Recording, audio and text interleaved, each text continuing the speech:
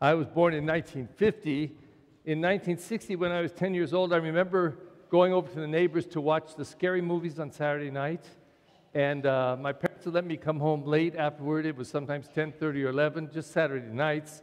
And it was just the length of their house across the street and up 2 lots to our house. Those were different days. And even at night like that, it was safe enough to cross the street and walk a couple doors. I saw all kinds of movies. I saw the vampire movies. I saw the Frankenstein movies. I saw The Hand. That was the dumbest, I'm sure. And The Blob. But the one that scared me the most and I had nightmares, the only one that gave me nightmares, was The Mummy. And in case it wasn't clear enough, The Mummy, then they made one called The Curse of the Mummy. So now it was double underlined in bold, The Curse of the Mummy. And this was the curse.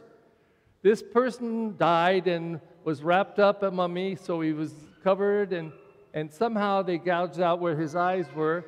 And then at night he would come to, and he had this limp, and he'd walk like this. And he'd go and strangle people. It's got to be you, okay?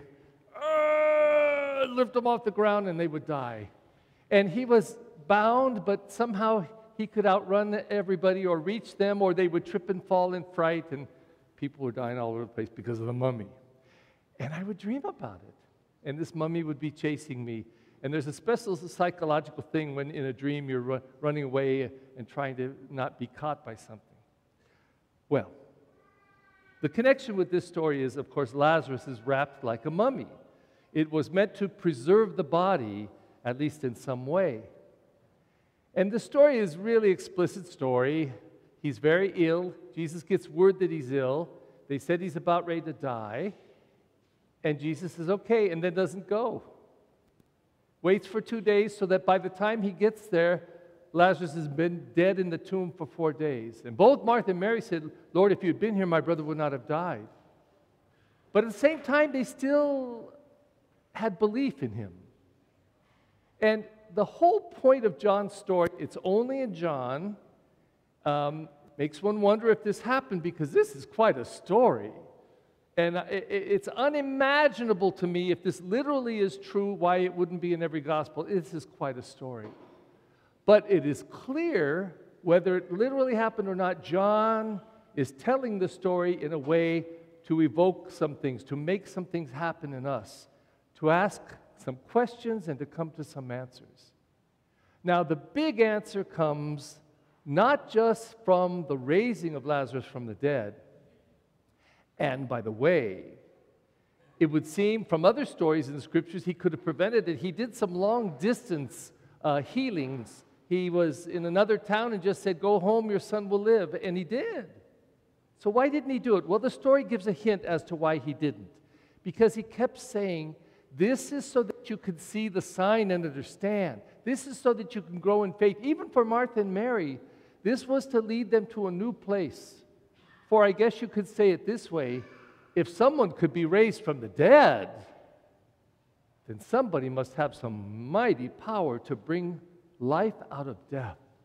Life out of death. So the story is about this. Life coming out of death because of God and God's mercy and love.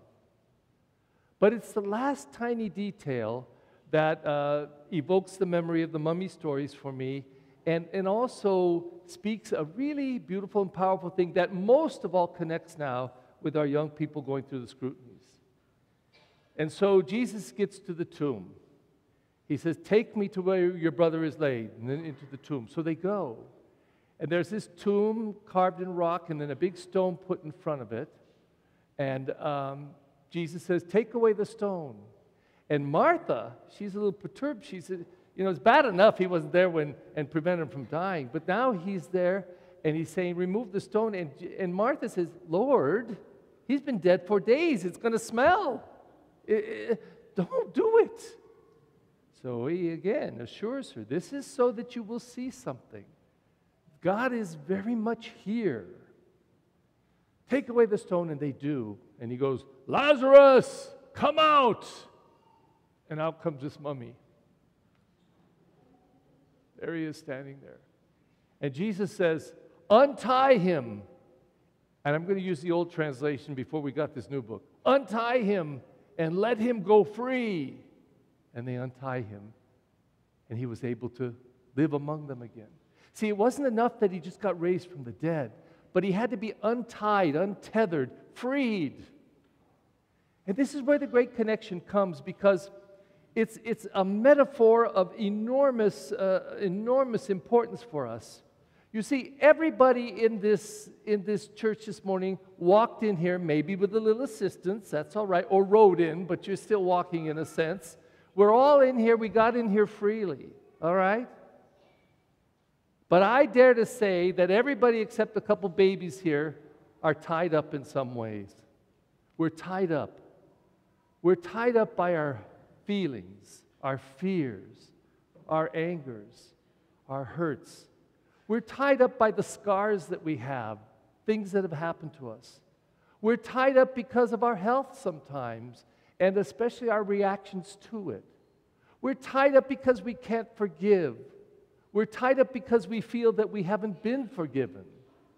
We're tied up because we envy other people's better luck or more wealth or something, better health.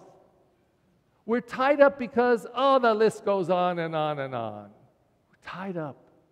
And we're not really free in so many ways. Oh, yeah, we can walk and get around.